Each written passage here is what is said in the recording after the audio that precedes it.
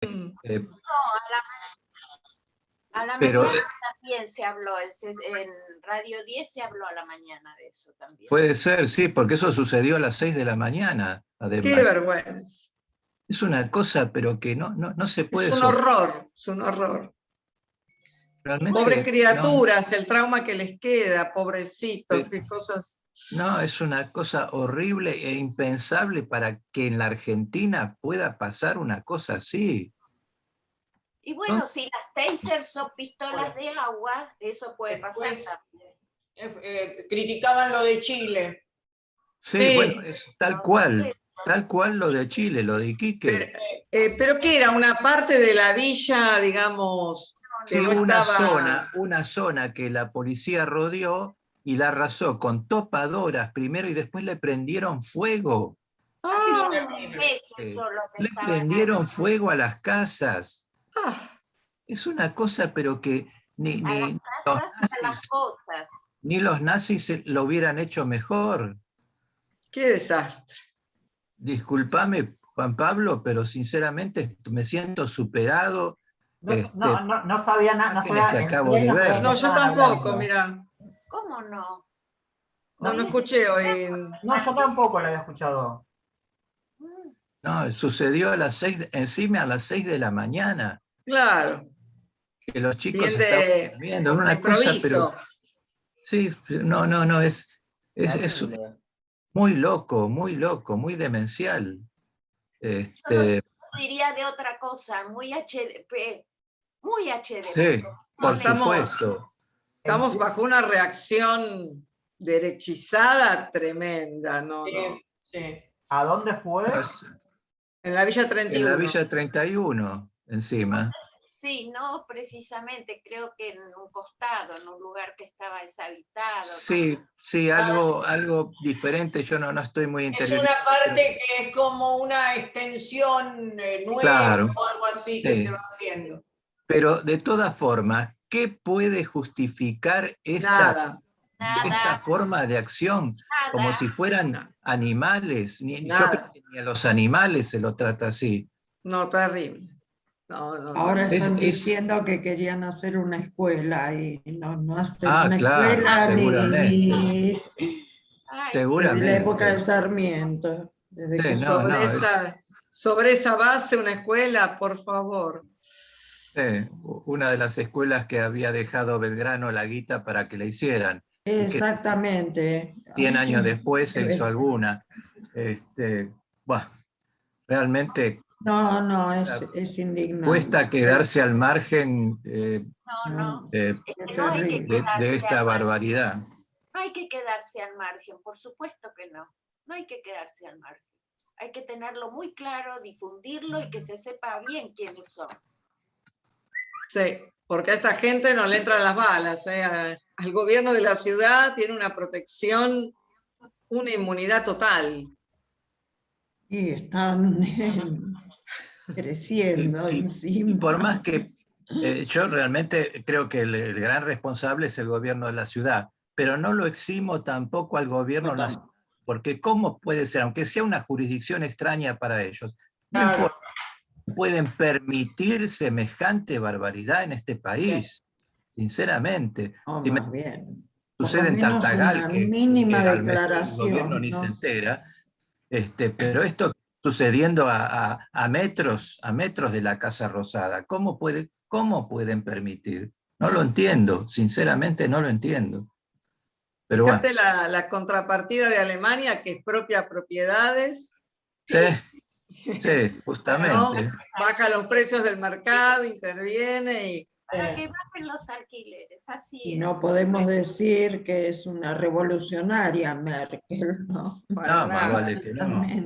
No, a esta gente nadie le da una solución, se han caído del mapa. Imagínate que la crisis, si afecta a los sectores medios, los sectores más pobres están totalmente caídos del sistema. Y nadie hace nada por esta gente. Pero te digo no llega nada.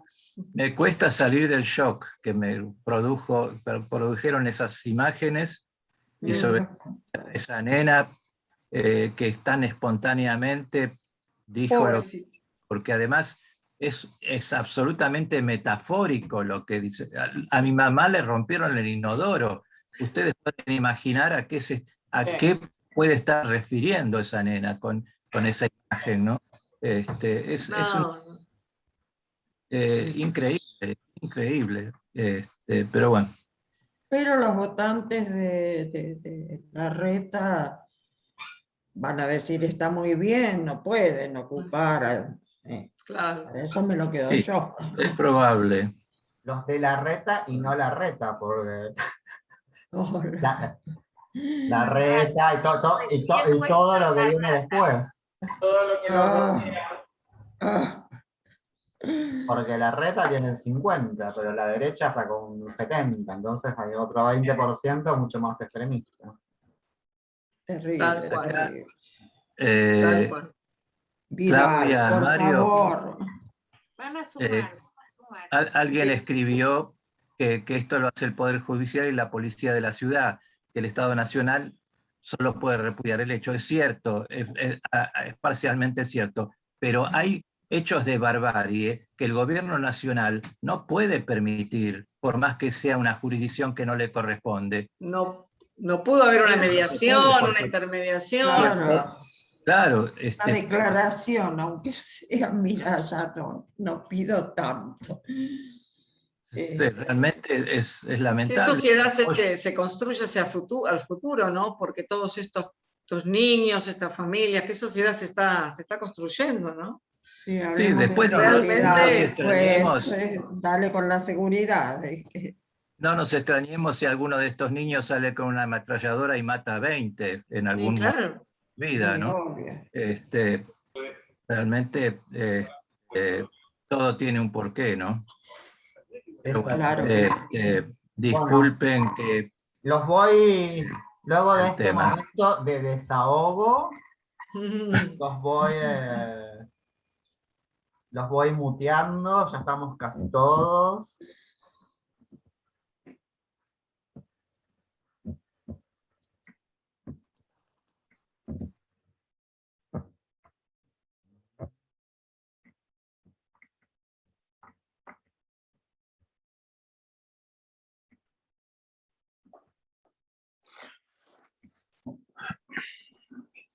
Juanpi, ¿qué pasó que recién ingreso y No, estoy del estaban otro hablando de lado? lo que pasó hoy en la villa. ¿Qué pasó? Y yo no estoy muy al tanto, así que no te puedo explicar, Viviana, porque estuve todo el día Bueno. laburando y no vi las noticias. Pero parece que entró la policía y rompió casas a las 6 de la mañana. Pero no puedo decir Bueno. más. Bueno, ahora me voy a enterar en el noticiero. No, estuve internada con mi perro que lo operaron, recién vengo, por eso. Desde de mediodía, así que. Bueno, los voy silenciando, apagando las cámaras. Buenas tardes, Juan. ¿Cómo andas? Hola, ¿cómo andas, David?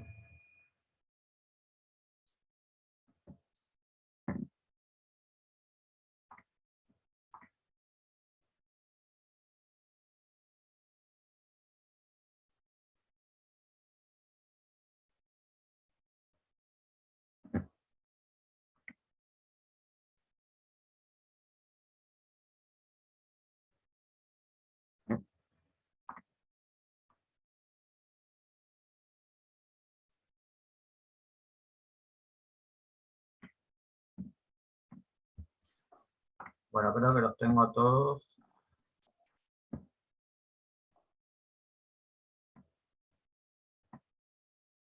Acomodados.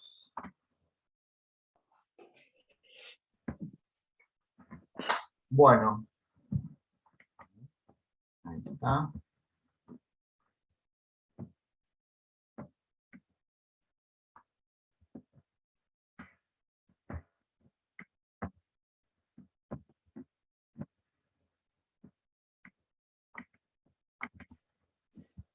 Bueno. Veía una cosa rara, pero era mi máquina. Buenas tardes a todos y a todas. Me colgué con lo que contaron antes. Bueno, nada, buenas tardes, mi nombre es Juan Pablo Russo, soy el coordinador de la Escuela de Espectadores de Cine. Creo que no hay nadie nuevo, así que todos me tendrían que conocer. Voy a dejar las presentaciones para la semana que viene, que cambia el mes. Y seguramente se incorpora gente, como pues sucede todos los meses. Dicho esto, me cambian la diapositiva. Bueno, les vuelvo a recordar lo que tenemos el mes que viene. Yo ya mandé un mail con las películas.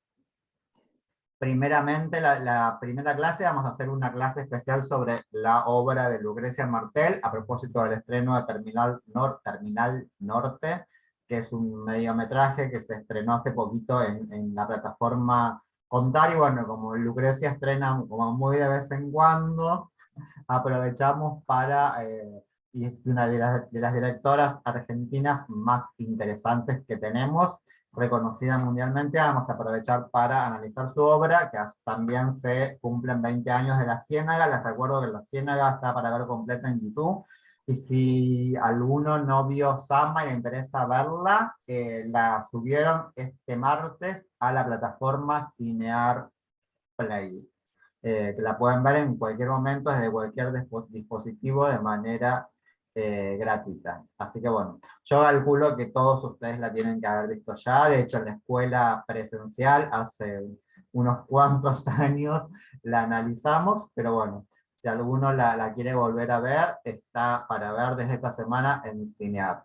La clase del 14 vamos a hacer Annette de Leus Caras, el director francés, esta película que trabaja Adam Brody y Marion Cotillard.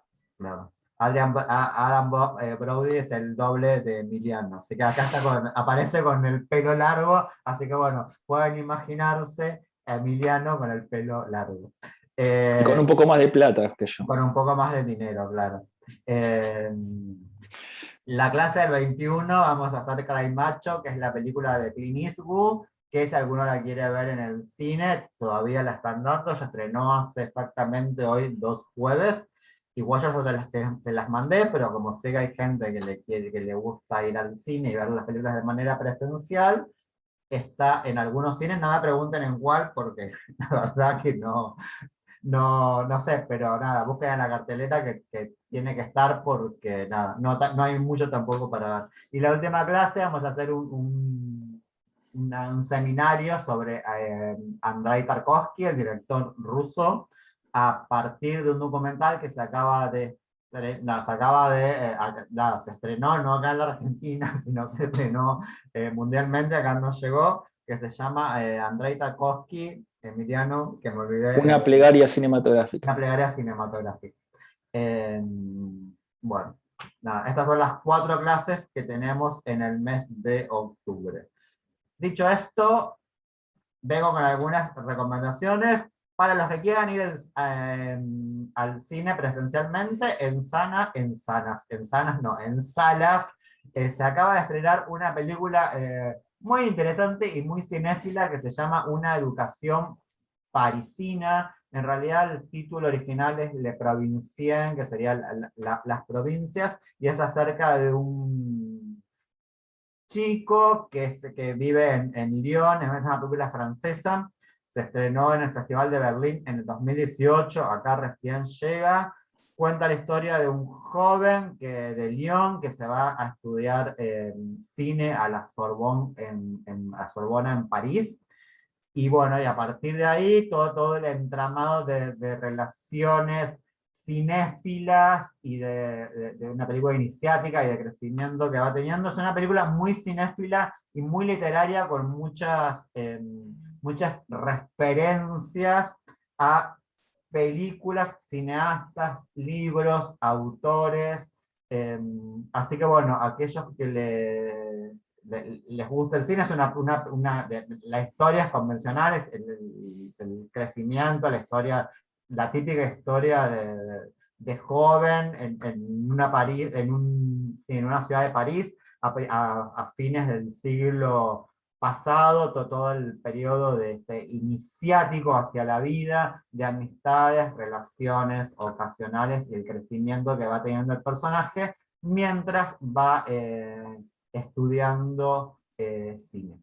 Así que bueno, una educación parisina en salas. Los que quieran ver en Netflix y recién estaban todos como muy, bueno, por esta reacción de la derecha, les recomiendo Jesucar, que es una ficción alemana que se estrenó es nuevita, se estrenó este año también en el Festival de Berlín, estuvo en la sección Panorama, si mal no recuerdo. Es una, como les decía, una película alemana que a partir de lo que voy a contar no es la película, sino es el incidente que detona la película. Es un matrimonio que tiene una hija de 20 años, unos gemelos de 2 años, que se dedican a pasar inmigrantes a Alemania, los pasan por la frontera y los hospedan en su casa. Hay un hecho que es un atentado donde muere la mujer y los 2 nenes chiquitos, y a partir de ese atentado queda vivo el padre y la hija es captada por estos grupos de derecha, modernos y actuales, tipo el de Los Javier libertarios. Milei, para que tengan una idea, el de Javier Milei alemán, y sin saber que en realidad los que provocaron el atentado es este mismo grupo que a ella la termina manipulando y capturando, captando para sus propios intereses, y que su digamos, incursión mediática en contra del atentado los favorezca, y bueno, se termina armando una distopía en tiempo real. Después, recordemos que una distopía son estas películas que muestran una situación irreal que sucedería en un tiempo futuro, que lo contrario sería, digamos, lo contrario de una utopía, lo contrario de una perfección sería una imperfección. Bueno, termina mostrando una imperfección total, no solamente en una Alemania, sino en la Europa actual, a partir del resurgimiento de estos grupos de derecha que ya no son ni cabezas rapadas, ni jóvenes skinheads, sino universitarios vestidos con ropa de diseñadores de marca que hacen charlas TED y arman toda una parafernalia a su alrededor para que los jóvenes los terminen siguiendo. Algo que ver con la realidad argentina y latinoamericana.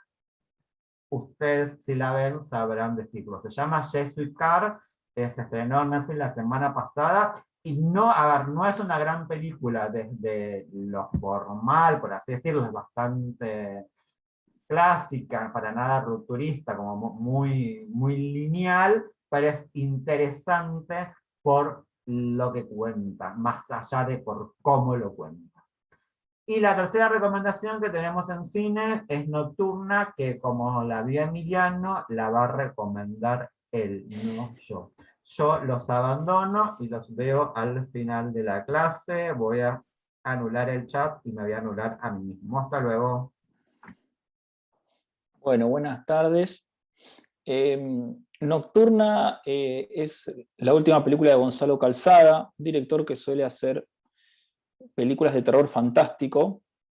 Esta película se estrenó hoy en cines, creo que en el Gomón, seguro, no sé si en alguno más, y la dan en Cinear TV hoy a las 22 y la repiten el sábado a las 22. Y no sé si no queda colgada también en la plataforma Cinear TV una semana, al menos así venían haciendo antes. La película, a ver, podemos pensar en El Padre, pero en versión fantástica, de terror fantástico, ¿no? ¿Se recuerdan El Padre? El personaje de Anthony Hopkins, que no podía distinguir entre la realidad y la fantasía. Bueno, eso mismo es lo que le sucede al personaje de Pepe Soriano, el protagonista de esta película. Pensé que Juan Pablo iba a decir algo. Iba a decir eso, que un dato importante era que estaba protagonizada por Pepe Soriano, que tiene 92 años. Y que bueno, es su vuelta al cine. Y sí, está en Cinear, pero ya no quedan gratuitas, sino quedan para alquiler a 90 pesos. Es como pagar una entrada al cine. No están más de manera, toda la semana de manera gratuita, sino que quedan 8 semanas al valor de 90 pesos para alquilar. Me voy. El valor de una entrada del Gomón, ¿no? El otro cine sale más caro.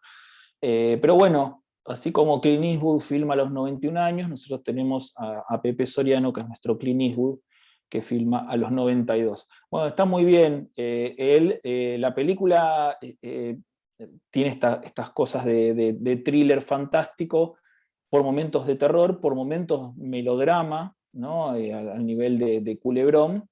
Pero tiene que ver con el Alzheimer y con un hecho que sucede en su casa, en su edificio, y cómo él interpreta por su Alzheimer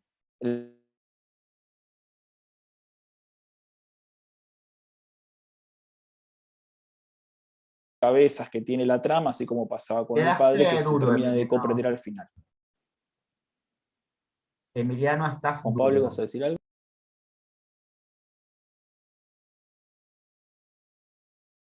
Bien. ¿Se me escucha bien? Porque No, fui hoy yo que me quedé sin internet, no sos vos. Ah, ok. A mí se me cayó la instalación. Vieron que Se hoy me escu- aviso, porque puede llegar a pasar, que hoy colapsó internet en el mundo. Y sé que hay Ah, que me escribieron que no tienen internet.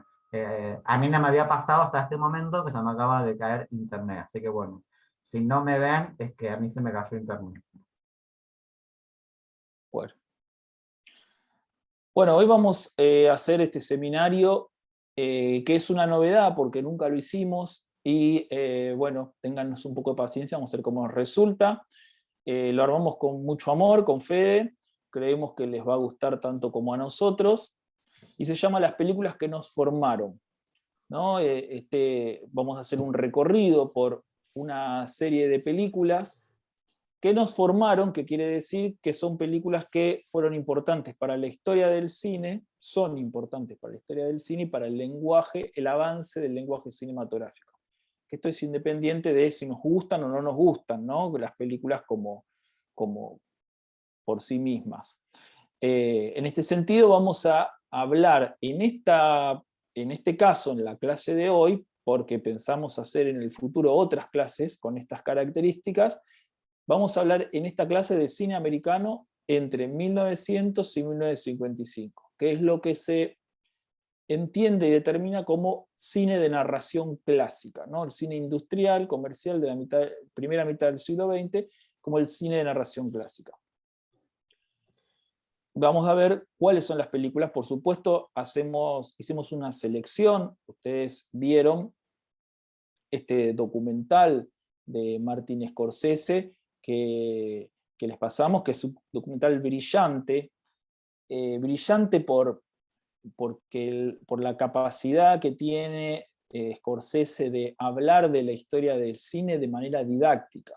La verdad que no solo uno ve, recuerda y se reconecta otra vez con películas emblemáticas de la historia del cine, sino que aprende de hacer cine y de valorar cine a partir de la explicación que él nos da a lo largo de este cuento tan interesante que él hace a razón de los 100 años del cine, porque la película se hace en 1995 con ese sentido, con esa función. No vamos a hablar, lógicamente, de todas las películas que habla Scorsese, porque el documental de Scorsese dura, creo que 4 horas en total. Nosotros no tenemos 4 horas para hablar, y tampoco porque tenemos la capacidad de Scorsese para resumir de manera didáctica tan fácilmente los 100 años de cine, de películas americanas, ¿no? Se llama así, un viaje por las películas americanas, un viaje personal por las películas americanas. Nosotros lo que sí vamos a hacer es seleccionar creo que son en total una docena de películas, y vamos a hablar en cada caso por qué son importantes y por qué fueron tan renombradas y emblemáticas para el avance como le decía, del lenguaje cinematográfico y de la historia del cine. Sí, bueno, varias cosas interesantes para recalcar de lo que viene contando Emiliano, que es una propuesta, en este caso de la Escuela de Espectadores nueva. Una vez hicimos algo cuando hacíamos en vivo, con fragmentos de escenas de películas, ¿no? Y con esta idea de Dominique Font, de los recorridos personales, ¿no? Cómo cada uno va organizando sus propios recorridos cinematográficos. Un poco lo que presenta el documental de Scorsese es justamente ese recorrido personal de Scorsese por la historia del cine americano. Un recorrido que, aunque obviamente también marca una historia del cine, tiene esta cuestión de estar seleccionado no por las películas que son importantes para todos, como es el caso de nuestra propuesta de hoy, sino las películas que son emocionalmente o emotivamente importantes para Scorsese como cineasta y como espectador, ¿no? Desde ese lugar, nosotros ahora haríamos este recorrido. Recorrido que desde la superficialidad lo podríamos comparar con esos top 10 que a veces salen en YouTube, y desde una mirada más profunda, que es la que nos interesa en la Escuela de Espectadores, generar a través de estas películas una hilación que nos permita pensar una evolución del lenguaje del cine hollywoodense en la primera mitad del siglo XX, al mismo tiempo que estamos contando una especie de historia de ese cine, ¿no? Es decir, generar esos recorridos a través del cine. Nosotros siempre se dice que, y esto por ahí nos juega en contra de la Escuela de Espectadores, uno aprende de cine viendo cine. Si nosotros viniésemos a la Escuela de Espectadores sin ver nunca las películas, por más que viéramos todas las clases, habría algo que nos estamos perdiendo, que es justamente ver la película. Y un poco también se trata también de esto lo de hoy, ¿no? Hacer esos recorridos, anotar aquellas cosas que por ahí no tenemos tan frescas, y por ahí salir de acá, de esta clase, con una revisión de algunos de los films que de alguna forma fueron marcando la historia del cine y fueron generando esta evolución del lenguaje cinematográfico, que, bueno, que fue revolucionario en muchos aspectos, muchas de las que vamos a hablar ahora. Bien, y como prólogo, ¿no?, de esta clase, vamos a hablar un poco de cómo empieza Hollywood, ¿no?, que es el gran formato, podemos decir, en el cual la clase de hoy enmarcaría todas estas películas. Bien, y un poco la historia, un poco de leyenda y un poco de realidad hay con esta cuestión de que en el momento en que los hermanos Lumière franceses inventan el cinematógrafo, en Estados Unidos estaba Edison, ¿no?, que es el que inventa el kinetoscopio. Y a partir de ahí, a partir de los avances del cine, crea una red cinematográfica de salas y de exhibición. Entiende que primero que el negocio del cine está en la distribución y en la exhibición de las películas, la manera de monetizarlo, y crea una red de cines en Nueva York, ¿no? Y es el momento de las patentes, ¿no? Algo que, por ejemplo, volviendo a Scorsese, está en la película de Scorsese, La invención de Hugo Cabret, Hugo, ¿no?, que aparece el personaje de Méliès, que aparece un personaje de Méliès viejo y en quiebra, el creador del Viaje en la Luna, también director francés. Dice que él cae en bancarrota porque es el momento en el cual se patenta, se empieza a patentar todas las películas, y él, en su afán de ser creador y artesano del cine, no está en el tema administrativo de patentarlas, y muchos llevan sus películas, las exhiben, sacan regalías por exhibirlas, y no les pasa un peso a Georges Méliès por no haberla patentado, ¿no? Entonces, sí, dale. No, voy a decir que recordemos que en el primer momento de este cine primitivo, la persona que filmaba películas como Méliès, lo que él hacía era vender la copia, se vendía la copia. Y lo que se va a implementar en Estados Unidos es no vender las copias, sino vender los derechos de reproducción. Entonces uno tiene el control sobre cada reproducción y no sobre un material que una vez que lo entrega lo perdió y vos lo podés copiar, hacer cualquier barbaridad y nadie se entera. Exacto, que es lo que lo perdura hasta hoy, ¿no? Claro. Incluso vemos que en Netflix aparecen películas y después desaparecen, es porque se le vencieron los derechos de exhibición que lo compraron por un tiempo determinado, ¿no? Salvo los productos que son propios de Netflix, pero la mayoría sucede así, entonces esto es importante remarcarlo. Bueno, este sistema lo crea este señor Edison, y cuando otro tipo de productores de cine quieren hacer lo propio, empieza un gran conflicto, ¿no? Porque, lógicamente, se crea se crea el negocio del cine, antes que Hollywood, como un monopolio, ¿no? Que en este momento lo tenía Edison. Entonces, cuando él encuentra cierto conflicto de intereses de competición, ¿no? La leyenda cuenta que Edison tenía patotas y manda literalmente a quemarle los cines.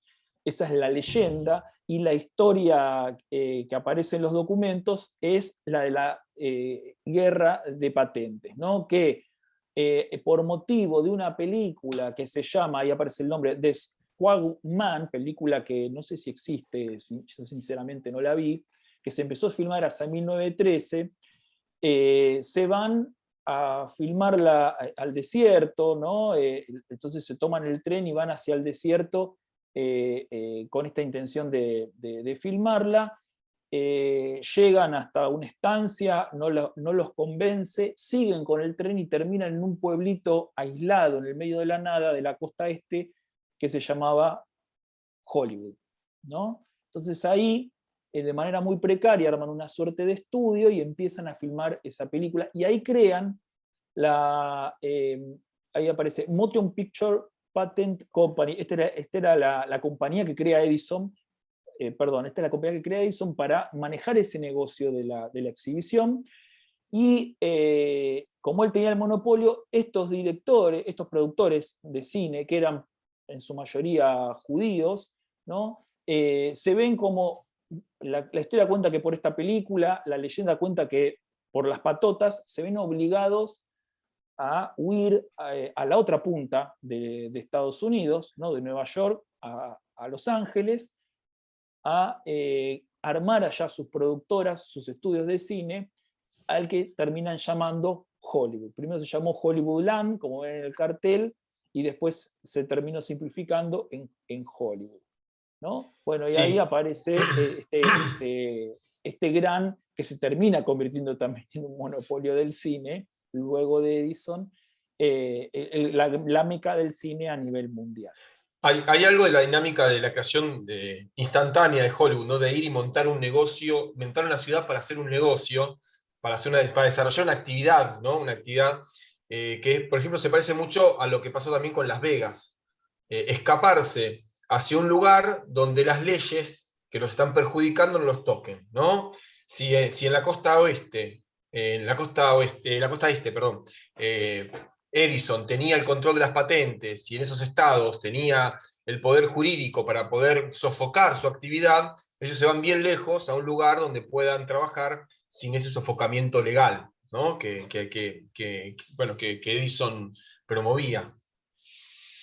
Exactamente. Bueno, y ahí con el tiempo se van fortaleciendo, se van organizando, ¿no? Primero como una organización de productores independientes, ¿no? Entendiendo que el grande era Edison en aquel momento, y luego hasta convertirse en los magnates de los estudios que llegamos a conocer, ¿no? Bien, y acá empezamos con la primera película como fundacional, ¿no? El gran asalto y robo al tren, o El gran robo al tren, ¿no? Puede aparecer con los dos títulos, una película de Porter de 1903. Piensen dónde estamos parados, ¿no? Si el cine nace en 1894, 1895, si tomamos a Edison o a los hermanos Lumière, y recién en 1903 ya tenemos esta primera producción que podemos considerar cine primitivo, ¿no? ¿Querés contar? Ahí recordemos, decía yo recordar qué es cine primitivo y primitivo con respecto a qué. Llamamos cine primitivo a todo el cine que se desarrolla más o menos, siempre hay variaciones, entre el nacimiento del cine y más o menos 1910, 1915 aproximadamente. Va a variar según qué entendamos.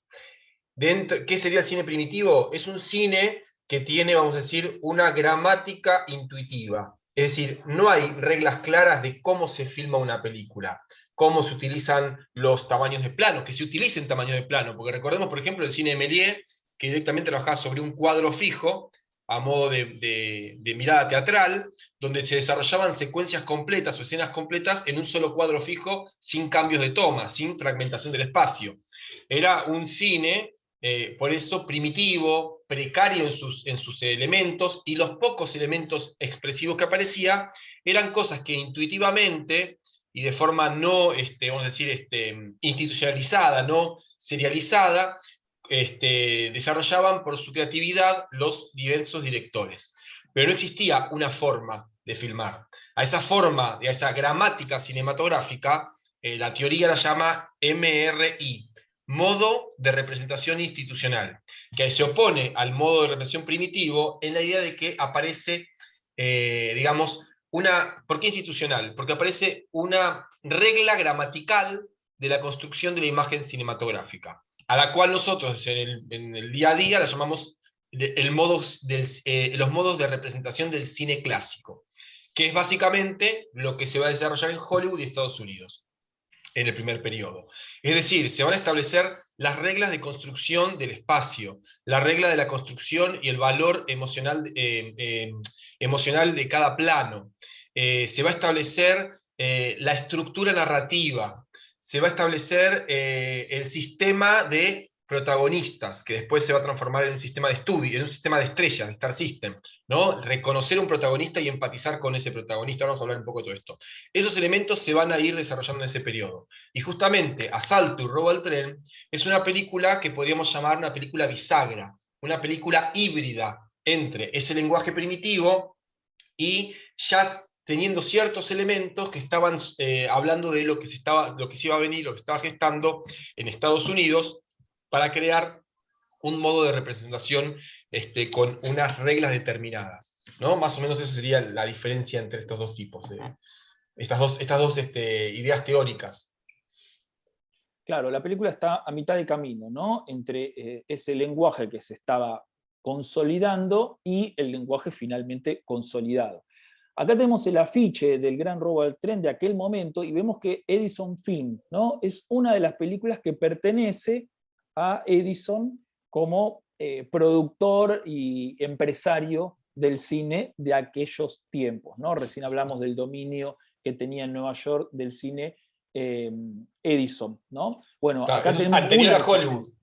Anterior a Hollywood, ¿no? Anterior a Hollywood. Bueno, y acá tenemos algunos fotogramas de la película, ¿no? Hemos hablado de este plano emblema, ¿no? Donde aparece un primer plano a cámara, cuando hablamos de Scorsese y particularmente de Buenos Muchachos. Recuerden que termina con la imagen de Joe Pesci en el mismo plano disparando a cámara, que bueno, era un plano muy significativo para el momento, ¿no, Fede? Claro, hay varios aspectos de este plano. Primero, el aspecto de,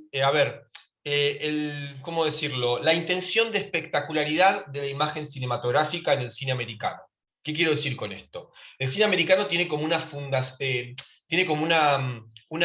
tradición en la espectacularidad de la imagen. Es decir, grandes explosiones, escenas muy llamativas, persecuciones de auto, no sé, imágenes de mundos, o sea, cosas que llamen la atención del espectador a un nivel visual que le genere una sensación de sobresalto, que lo interpelen desde un lugar de lo sublime, podemos decir, ¿no? De la magnificencia de la imagen, no de que lo interpelen desde la emoción, sino desde el gran espectáculo visual. Y justamente esta idea de poner un personaje directamente apuntando a cámara y disparándole al público era una forma de interpelarlo desde esa sorpresa, desde esa violencia.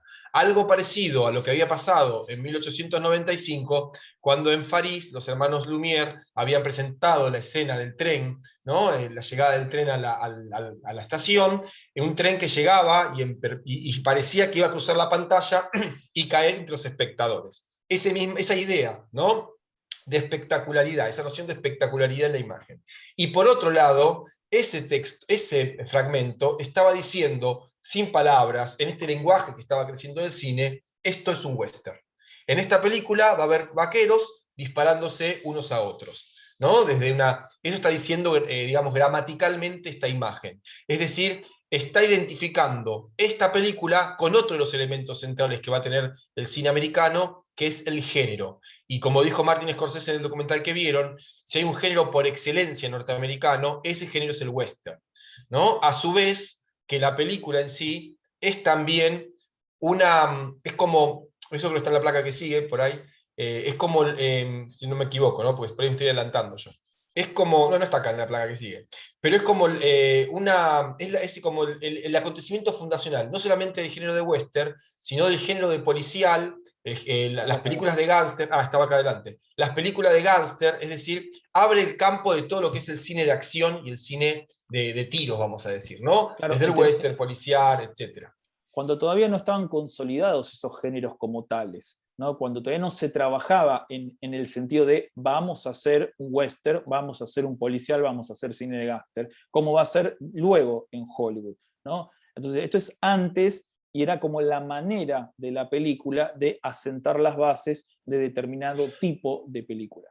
Que además son los géneros netamente americanos, ¿no? Como dice Martin Scorsese, no están basados en la literatura, ni están basados en modelos europeos, sino que los gángsters, el western y el policial son géneros netamente norteamericanos, ¿no? Eso es como algo en lo que hace mucho hincapié, inclusive Martin Scorsese en el documental, pero que es un acontecimiento histórico, ¿no? Es la fundación de un gesto cinematográfico propio de esa territorialidad, que lo define y lo aleja, ¿no? De este cine europeo que había nacido prontamente, ¿no? Años antes, porque el cine netamente es europeo, si lo pensamos, ¿no? Nace en Europa.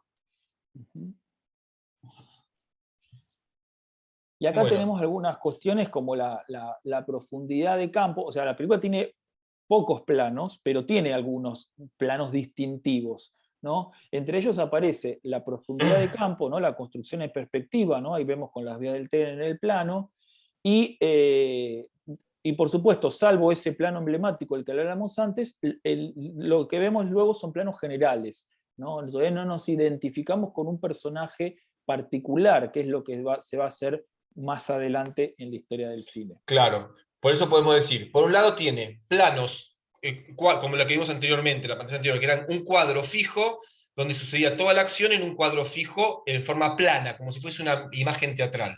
Mientras que con esos planos hay otros planos más modernos, que serían los que estarían actualizando un poco la imagen, con esta perspectiva donde hay profundidad de campo, ¿no? Donde se extiende el espacio cinematográfico hacia el fondo de la imagen. Y también lo que aparece en estas primeras películas son los primeros movimientos de cámara. Es decir, las cámaras siempre eran fijas en el cine, por ejemplo, de Méliès, como una imagen, yo decía, de un teatro. En esta secuencia, cuando están todos los pasajeros en el borde del tren mientras son apuntados con las manos arriba, el personaje que vemos en el centro de la imagen intenta salir corriendo. Cuando intenta salir corriendo, Porter, el director, mueve la cámara en un paneo siguiendo al personaje hasta que el personaje cae liquidado de un tiro de los pistoleros. Ese pequeño movimiento de cámaras es una innovación, ¿no? Que estaría marcando un precedente de ciertos recursos que después se van a ir sistematizando años después, más adelante en la historia del cine, y bueno, hablaremos en breve. Por eso decimos que es una película híbrida, porque tiene elementos del cine primitivo, pero ya está trayendo y está empezando a resonar lo que se va a venir en ese cine clásico, en ese modo de representación institucional que se va a ir afianzando más adelante. Y si hay una película que establece y marca el punto de partida del modelo de representación institucional, como le decíamos antes, de la gramática cinematográfica, es El nacimiento de una nación. Por un lado, porque, así como dice Scorsese, Griffith creó muchos de los elementos narrativos audiovisuales que van a ser utilizados de ahí en más. Pero también porque había elementos que se venían desarrollando parcialmente en películas anteriores del periodo primitivo, que esta película los unifica a todos, ¿sí? Esta película de alguna manera engloba todos esos avances a nivel lenguaje cinematográfico que se hicieron en distintas películas en una sola. Por eso se toma como emblema y como punto de partida para decir, bueno, a partir de acá comienza el cine clásico, se establece el modo de narrar y empieza a sistematizarse el modo de contarse las películas audiovisualmente. Podríamos hacer medio, no sé si agarrar los pelos, pero por ahí nos ayuda para entenderlo. Es como que, no sé, estamos en la España, España del Renacimiento, ¿no? del siglo XVI, y hay muchos dialectos que se hablan, pero hay un español puro, ¿no? Y de golpe se crea la Real Academia Española, y la Real Academia Española empieza a establecer cuáles son las reglas, tomando de todos los dialectos del castellano. Bueno, acá sería algo parecido. Había muchos cineastas que hacían diferentes avances y cosas, y lo que hace Griffith es unificar todas estas formas de filmar en un sistema, ¿no? Y esto es lo importante. Lo importante es que se crea un sistema. No es que cada uno filma como quiere, sino se establecen códigos que hay que respetar, ¿no? Como por ejemplo la escala de planos. Es decir, acá aparece algo sustancial.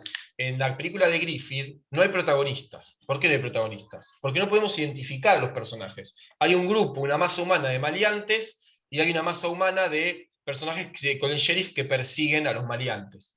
Pero ¿por qué no identifico a los personajes? Porque lo que no se usaba hasta ese momento y que Griffith implementa como un arma para poder generar un vínculo fuerte con el espectador es el primer plano.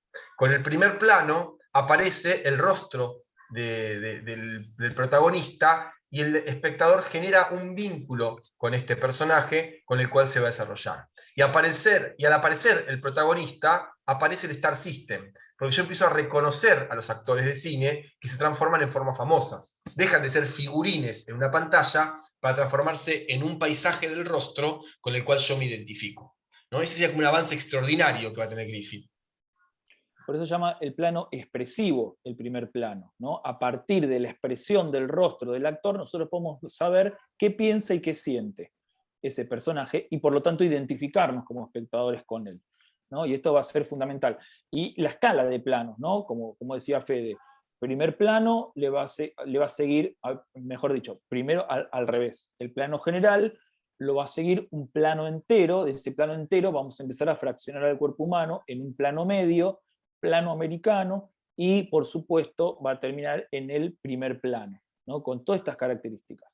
Pero también Griffith va a establecer el plano de referencia, ¿no? Cuando, por ejemplo, dos personas están hablando, va a establecer el montaje paralelo, esto de contar dos acontecimientos que suceden en lugares distintos, al mismo tiempo intercalando uno y otro. Esto que siempre nosotros destacamos de Francis Ford Coppola, que hace en el final de cada una de las del Padrino, ¿no? Contando los asesinatos con ese ritual que suele ser siempre religioso en las películas de Coppola, como el bautismo de la primera. Bueno, esto es una novedad que impone Griffith, tanto así que tuvo que convencer, como cuenta Scorsese, a los productores y a aquellos que ponían el dinero para hacer la película, de que esto iba a poder entenderlo el público de la época y no iba a ser un motivo de distracción en la película, ¿no? Entonces, el montaje paralelo, que hoy Christopher Nolan lo lleva al extremo, ¿no? o las Wachowski también lo hacen, lo llevan al extremo, es una idea que empieza a instalarse con Griffith. Esto sí es creación de Griffith. Otra cuestión que aparece es el fundido a negro, ¿no? como una suerte de culminación de cada acto y por ende de cada secuencia del film, ¿no? Muchas veces el fundido a negro implicaba el que se terminaba el rollo también de la película. Y el otro elemento, algo que fue muy propio del cine mudo, que es el cierre en iris o la apertura en iris, ¿vieron ese? Que ahora no se usa más. Se trasladó al zoom, ahora se usa el zoom. Claro, pero era que la pantalla se cerraba, ¿sí? O se abría en un objeto determinado al plano general. Bueno, esto también era un recurso de la época. Y la elipsis, el salto temporal, ¿no? La elipsis, esa supresión del tiempo que no era necesario para contar la historia. Por ejemplo, el personaje se iba a dormir, elipsis, ya es de mañana, ¿no? Se suprimió el tiempo en el que estaba dormido, salvo en la película de Andy Warhol, que con otras intenciones de vanguardia filmaba a un tipo durmiendo durante 8 horas, pero esa es otra historia que en otro momento contaremos.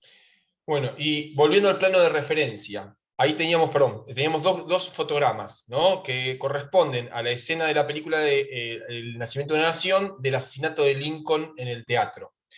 En ese teatro lo que vemos es un plano de referencia de la totalidad del espacio, ¿no? Como si hubiese filmado en el cine primitivo, ese espacio completo, y todo sucedía con muñequitos pequeñitos a los cuales no podemos reconocer. Pero lo que va a hacer, a partir de un plano de referencia de la totalidad del espacio, Griffith, es fragmentar el espacio. Decir, ok, plano de referencia de toda la totalidad.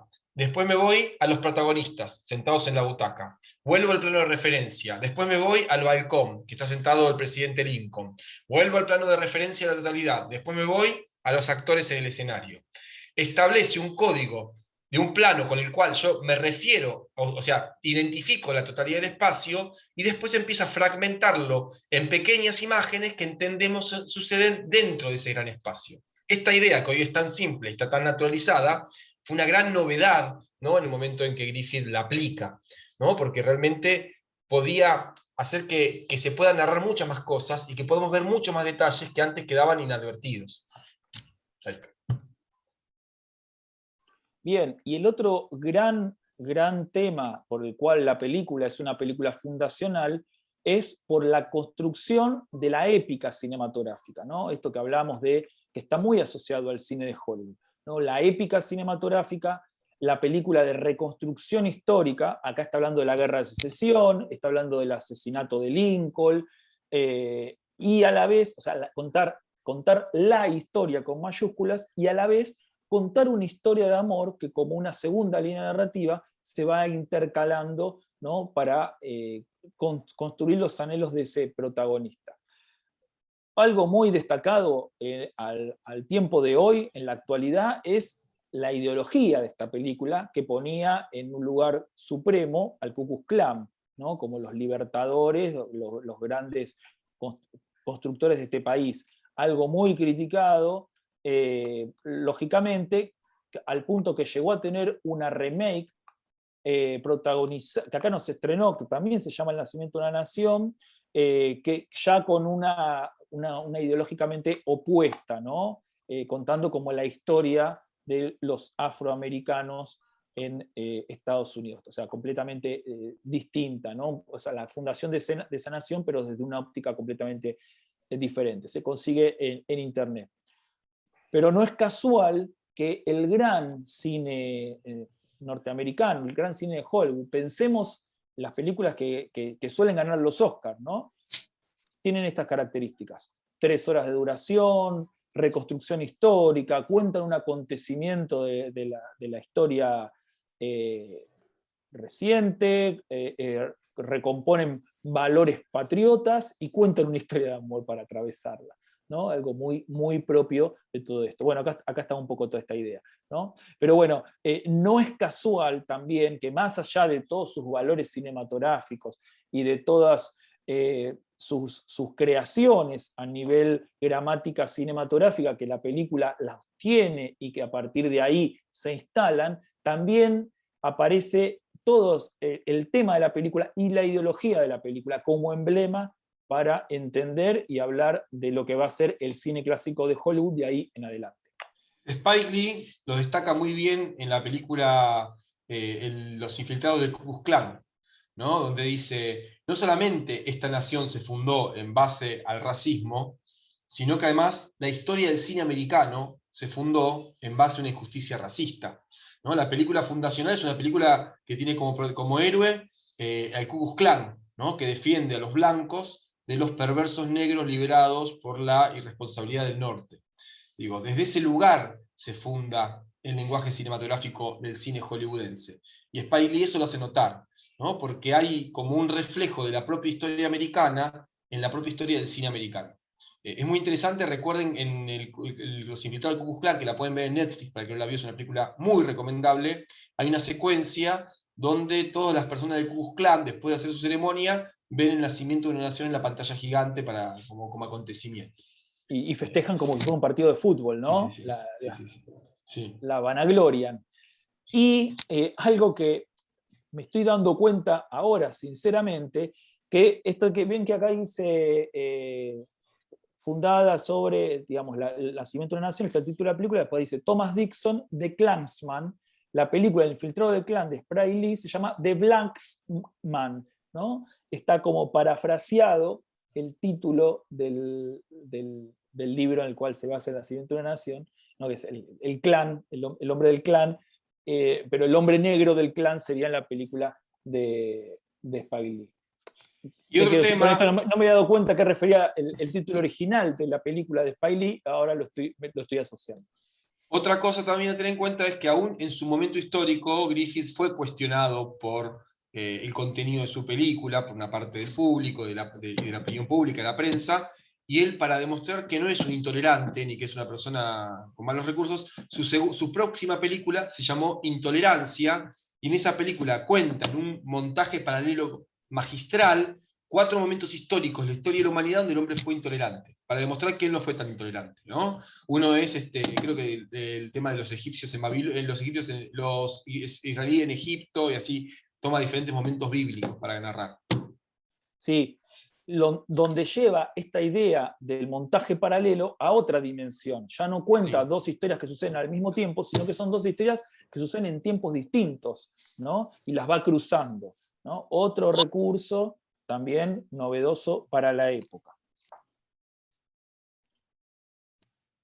Bueno, y lo último para decir de esta película es que los negros que aparecen en la película son blancos que están pintados con corcho quemado, ¿no? Algo muy que también que tiene que ver con la discriminación que había en la producción de las películas, que ni siquiera para ponerlos de villanos aparecían en la representación cinematográfica.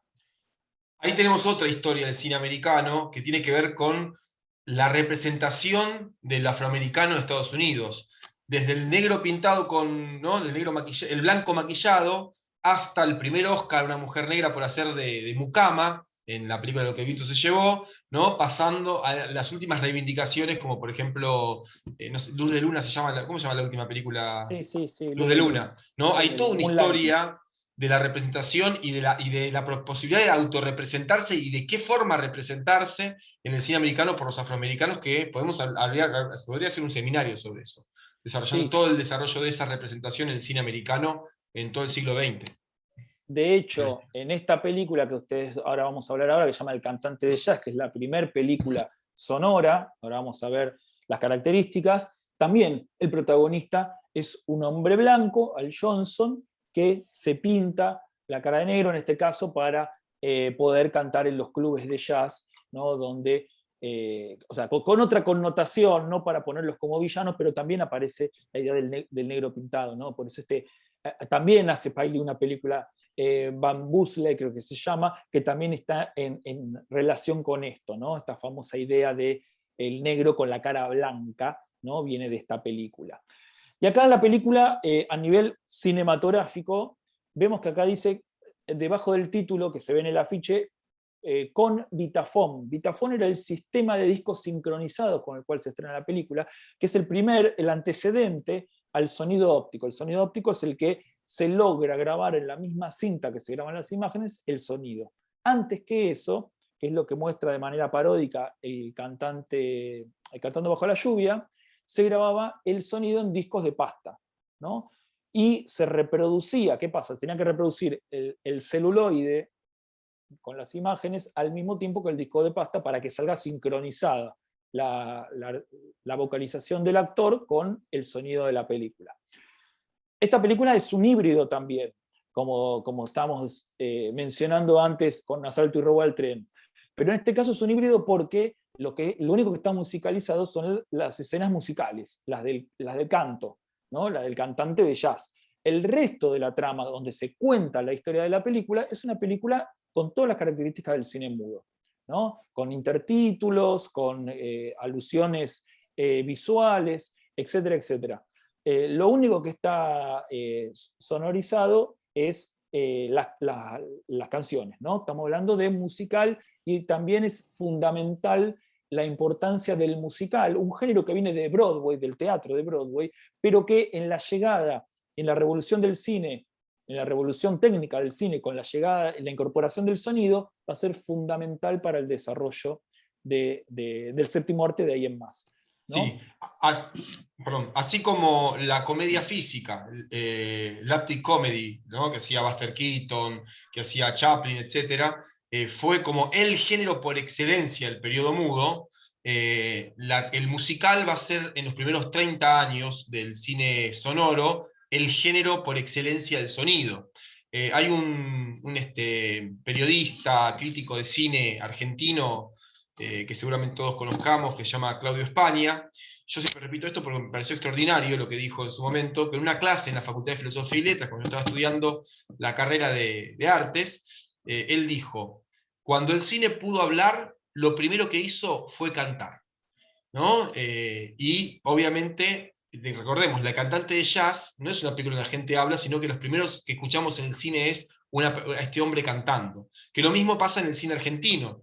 1933, primer película argentina sonorizada, Tango, también lo primero que escuchamos es una mujer cantando con unas imágenes del fondo de la boca, ¿no? Mientras ella canta un tango. Es decir, el cine cuando habla, lo primero que hace es cantar, ¿no? Y ahí viene la gran explosión del tercer género americano por excelencia, que es justamente el musical, como decía Emiliano. Bien, y acá tenemos este fotograma donde queda claro esto de la boca blanca, ¿no? Y del tipo pintado, donde aparece como un gran tema, ¿no? Del cine americano, que es el inmigrante. El inmigrante, pero entendido como aquel que viene desde tierras lejanas a triunfar en esa tierra de prosperidad, ¿no? Lo del sueño americano, ¿no? Esta idea del sueño americano como temática, como relato, va a empezar a instalarse en todo la historia del cine clásico de Hollywood, ¿no? Inclusive hoy podemos encontrar historias de esas características, pero acá es muy importante. En este sentido, aquel que se metía en ese universo de afroamericanos para triunfar en la canción de jazz, y hay un montón de relatos que tienen estos trasfondos, ¿no? Pero si sacamos la estructura de lo particular de la historia, es como una matriz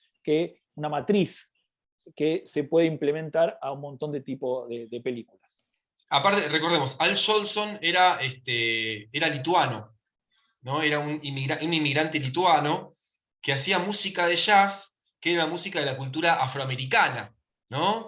Era común en la época que las personas que hacían música negra, para poder actuar en escenario, se pinten la cara de negro, porque también estaba un poco mal visto, ¿no? Era una música como mal vista, ¿no? De cierta vulgaridad. Y recordemos el argumento del cantante de jazz, que también se repite en Los Simpsons, cuando se cuenta la historia de Krusty el payaso. Él es hijo de una familia judía, donde el padre es un rabino, y que espera que él sea un rabino, y se siente deshonrado cuando se entera que su hijo es cantante de jazz, ¿no? Algo así como que hoy fuera rapero, pónganle, o reggaetonero. Claro, o sea, a nivel relato, la película es progresista. Después nosotros vemos al hombre blanco pintado de negro y decimos, nos horrorizamos.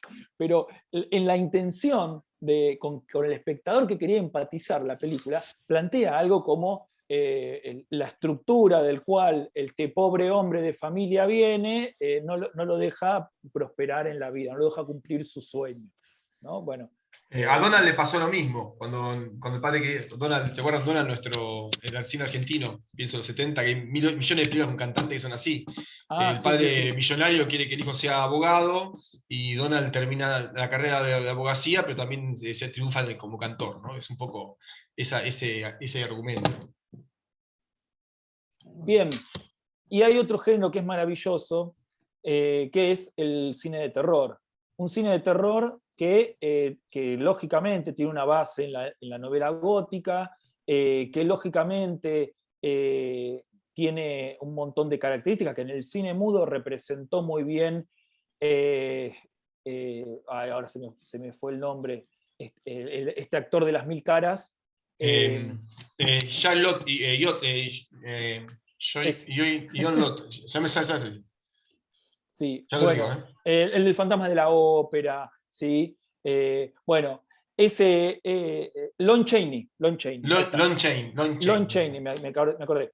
Lon Chaney, ¿sí? Que ya tenía en el cine mudo toda una representación, que acá llega con el sello Universal, que era un estudio que no era una major en aquel entonces, era un estudio de menor envergadura, y que el terror también se entendía en aquel entonces como un género menor, comparado a el western, el musical, ¿no? Que eran los grandes géneros.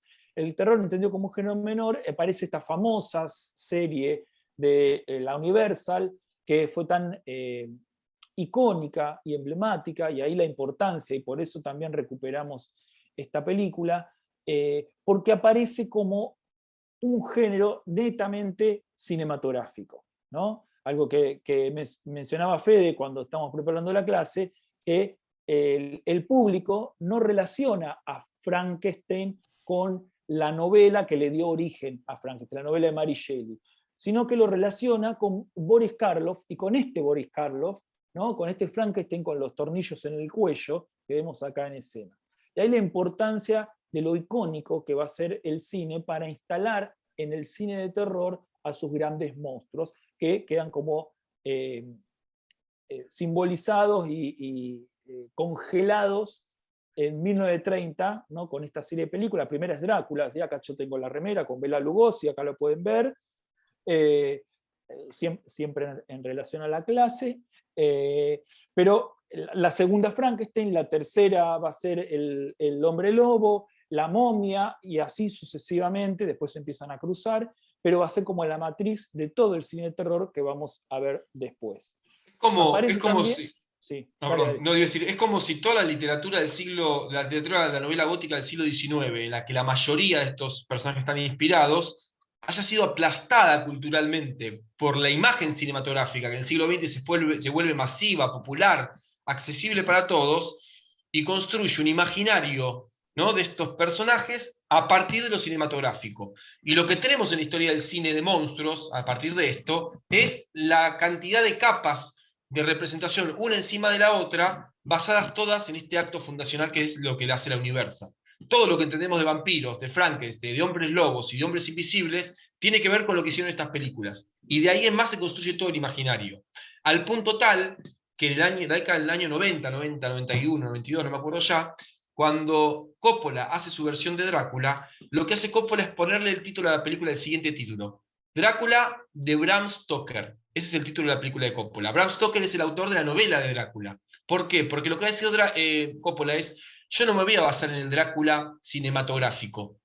Voy a refundar el modelo cinematográfico a partir del modelo literario original que se ha perdido, ¿no?, a partir de la representación cinematográfica. Hay algo entre los monstruos de la Universal y el cine, ¿no?, que terminan siendo personajes netamente cinematográficos, ¿no?, con una gran impronta visual en la población. Y bueno, y para cerrar lo que tenemos para decir de esta película, ponemos Frankenstein porque es una película, además de todo, fabulosa, no tanto las otras, pero bueno, James Whale era un gran narrador, muy interesante, que podía jugar con las luces y los sonidos en 1932, donde el sonido tenía 5 años, y hace algo grandioso, y además es una película humanista, es una película que reflexiona sobre la condición humana, más allá de que esté basada en la novela. Es una película muy interesante. Bueno, por eso marcamos esta película, donde también aparece toda esta influencia, empieza a aparecer la influencia de los directores de fotografía alemanes con este trabajo de las luces y las sombras. Claro, porque ahí recordemos otra cosa, que mucha de la influencia del cine de terror tiene que ver con la cantidad de técnicos, ¿no?, y de artistas que emigraron desde el cine escandinavo y el cine alemán con la llegada del nazismo, ¿no? Con la llegada del nazismo, Alemania, que tenía, por ejemplo, productoras como la UFA, tienen grandes producciones, el cine expresionista, y todos esos iluminadores del cine expresionista se escapan, especialmente a Argentina y Estados Unidos. Y ahí es donde ellos, directores, actores, bueno, van a construir esta imagen visual, de alguna manera van a contribuir al desarrollo de este cine de terror, y, ¿no?, basándose en lo que traían de su experiencia europea. Exactamente. Bueno, pasamos a tiempos modernos, película de Chaplin, porque queríamos poner a Chaplin, pero también tiempos modernos es muy importante, porque también de alguna manera es una película híbrida, ¿no? Recordemos que Chaplin estaba peleado con la llegada del sonido al cine, porque decía que esto iba a ser teatro filmado, que iba a achatar mucho lo que era la expresión visual que había logrado el cine mudo, y es interesante porque en esta película utiliza el sonido en momentos donde se ve justamente el tema de la película, el desarrollo industrial / tecnológico que empieza a alienar al ser humano. Y acá lo vemos en esta escena tan particular donde hacen este experimento de esta máquina que le da de comer para controlar el tiempo productivo del obrero, del proletario. Sí, película que yo diría que pisa casi la idea de la ciencia ficción social, ¿no? La distopía social, donde se plantea una especie como de futuro cercano, ¿no? Donde el hombre ya empieza a tener una relación con la tecnología que lo va alienando, ¿no? Y sacándole de alguna forma su humanidad. Recordemos la secuencia cuando él se vuelve loco en la fábrica, alienado por el ritmo de la máquina, que va en contra del ritmo de la vida biológica. Eso es súper interesante. Y plantea también la gran crítica social, ¿no? La posición ideológica y política que tenía. Yo me repasé. Hablé. ¿No? Que tenía Chaplin, ¿no? En cuanto a este tema. Y lo que decía bien Emiliano al principio, el tema del sonido, ¿no? Cómo él tiene una posición estética frente al sonido. Él no va a negar la presencia de la tecnología, pero va a utilizarla cuando realmente él crea que sea necesario. No va a abusar del recurso, sino que va a seguir trabajando sobre un cine que trabaja sobre el movimiento, sobre el cuerpo, sobre la imagen, y que utiliza el sonido, ¿no? cuando es necesario. Recordemos que además Chaplin hacía sus propias bandas sonoras, por lo cual no es que no le importaba la banda sonora. Lo que le preocupaba era que la banda sonora vaya en desmedro de la creatividad de la imagen cinematográfica. Sí, sí, la película es prácticamente una película muda, cuando ya se filmaban prácticamente completas las películas sonoras, ¿no? Recién vimos Frankenstein es anterior y es completamente sonora. La película de Chaplin es prácticamente muda, salvo en algunos momentos, ¿no? Cuando se escucha, la voz del dueño de la fábrica que lo llama por altoparlante, se escucha el ruido de la máquina que le da de comer y que falla, ¿no? O sea, hay momentos particulares donde utiliza el sonido y se utiliza como una crítica, ¿no? a esta cuestión de la alienación del ser humano, y sabemos esta cuestión humanista de Chaplin siempre del lado de los obreros y del lado de los sentimientos, ¿no? Su cine va por ahí. Y por eso es tan importante y tan recordado este plano emblemático, que es un montaje poético o ideológico, que, a ver, Eisenstein ya lo hacía en la Unión Soviética en tiempos del acorazado Potemkin y el tiempo de la huelga de octubre, ¿no? Pero claro, Eisenstein es soviético. Que haga Chaplin en Hollywood un montaje en el cual una imagen de ovejas entrando en un rebaño se funde con la de los obreros o trabajadores saliendo del subterráneo, sin ningún tipo de cuestión narrativa, sino simplemente ideológico, para sentar postura ideológica de cómo tenemos que leer a esa gente que está saliendo del subterráneo, es completamente revolucionario y es lo que también lo pone a Chaplin en ese lugar de oveja negra para Hollywood, que tantos problemas le va a traer después con la llegada del macartismo 15 años después. Extraordinario. Sí, bueno, y también destacar entonces que Chaplin no es solamente un humorista y un director de cine para hacernos reír. Chaplin es realmente un intelectual del cine, un hombre que reflexionaba, o sea, cuando aparece el sonido, dice, bueno, metamos sonido en las películas. Él reflexiona sobre la forma en que va a trabajar con el sonido en el cine, y él reflexiona también sobre el contenido audiovisual para poder decir algo más que contar una historia, sino también marcar una posición ideológica. Algo completamente inédito en el marco del cine americano y el cine hollywoodense. Tengamos en cuenta eso. Yo siempre recuerdo un plano de la película de Chaplin, también del periodo sonoro, ¿cómo se llama? Luces de la ciudad, ¿no? Donde se cierra una puerta de un vehículo y ese sonido es lo que genera una confusión a un personaje que es ciego. Solamente eso digo. ¿Qué hace Chaplin? Chaplin podría haber ponido el sonido de la puerta cerrándose porque existía la tecnología para hacerlo, y él lo sabía. Pero lo que hace Chaplin es no poner el sonido y hacer que el sonido se transforme en un movimiento de cámaras. Lo que hace es un paneo desde la puerta cerrándose hasta el personaje al otro lado del plano, ¿no? Que escucha el sonido. Transforma el sonido en un movimiento de cámara, ¿no? Esa era la genialidad. Demostrando que no hacía falta que se escuche el sonido porque ya estaba insinuado en la imagen, ¿no? Eso es genial. El genio de Chaplin. Bien, La diligencia, volvemos al western, acá hablamos de John Ford, también director emblemático, que ya había filmado grandes películas en el periodo mudo, como Caballo de Hierro, y con La Diligencia empieza también su relación con John Wayne, su artista, su actor fetiche, el cual presenta por primera vez en este plano que vemos acá, ¿no? De manera idílica, ¿no? La película La Diligencia es interesante por muchas cuestiones, y a nivel relato es fundacional porque, más allá de todo lo fundacional que ya hemos hablado en otras oportunidades, que es el western, en la cuestión de la conquista del territorio, en la cuestión de trazar las distintas civilización versus barbarie, acá aparece la idea del viaje moral, ¿no? Que arriba de la diligencia hacen estos personajes que aparecen en la película, que son nada más y nada menos como cada uno estereotipos o arquetipos de representantes de la sociedad en construcción que representa el western, donde todavía no estaba instalada, ¿no? en una sociedad a futuro, ¿no? Acá aparece, fíjense, arriba de esta diligencia aparece el médico, el cura, el militar que estaba peleando en la guerra de secesión, el bandido. John Wayne es el bandido, ¿no? Una especie de más de que bandido renegado, ¿no? Es alguien así que sale de la cárcel, tiene buenas intenciones y se está como reformando. Ese es el personaje. Y él es el que entra, por supuesto, es el personaje rechazado por el resto, la clase alta de la civilización, que representa al médico, el cura, el militar, el banquero, que también va a estar en esa diligencia, y la mujer del militar, que también aparece, ¿no? Es muy interesante los roles femeninos en esta película. La mujer del militar y la otra mujer que es con la que empatiza el personaje John Wayne, que es la prostituta.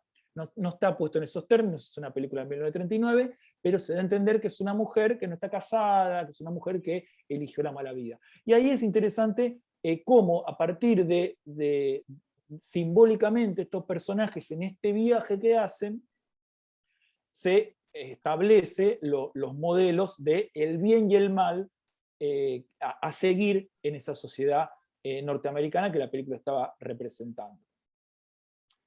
Pasamos al Mago de Oz, otra película que también es fundacional tanto para el musical, pero más que nada para la superproducción de estudio. Es el primer, recién hablamos de películas híbridas, esta es la película híbrida en cuanto al color, al uso del color, el Technicolor, el primer Technicolor, 1939. La película no es completamente a color, tiene momentos en blanco y negro que son los momentos de realismo, comillas, comillas, que tiene la película, que es cuando ella está en Kansas, en su Kansas natal. Cuando ella va al mundo imaginario de Oz, ese mundo imaginario es el mundo a colores, con esos colores estridentes que tenía ese primer Technicolor, representado, ¿no? El camino amarillo, ¿no? Aparece el color contando, la ciudad de esmeralda, ¿no?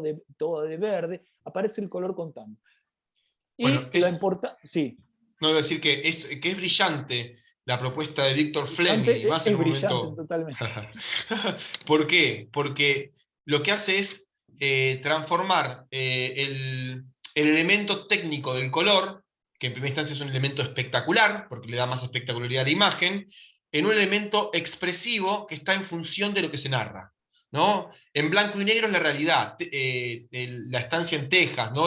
Ese lugar triste, aburrido, de la vida de esta chica Dorita, que vive en un lugar aburrido, triste. Y cuando llega al universo de la fantasía, aparece el color, es decir, representa el momento de ese pasaje al mundo maravilloso, que también pasa algo más en la película. En la película, la primera parte está en un formato 4:3, es decir, un formato corto, y cuando ella llega al mundo de Oz, la pantalla se agranda al formato 16:9, que es el formato, ¿no?, de mayor espectacularidad visual.